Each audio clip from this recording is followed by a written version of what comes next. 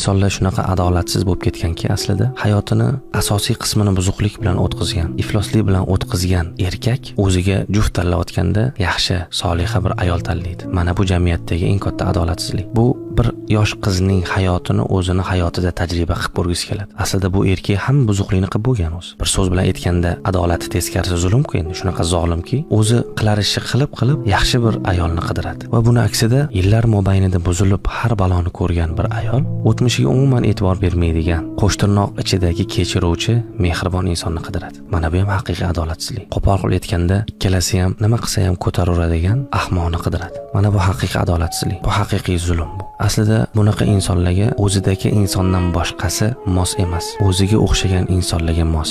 O'ziga o'xshagan insonlar bilan qo'sha qarish kerak. Chunki boshqaga ravo ko'rmagan narsangni o'zingga ham ravo ko'rmasliging kerak. Senga nisbatan buzuq insonlar bo'lishini xohlamaysan, lekin o'zing buzuq bo'lasan. Senga nisbatan adolatsizlik bo'lishini xohlamaysan, lekin sen adolatsiz bo'lasan. Shuning uchun bunaqa insonlarning jazosi o'ziga o'xshagan buzuq insonlar.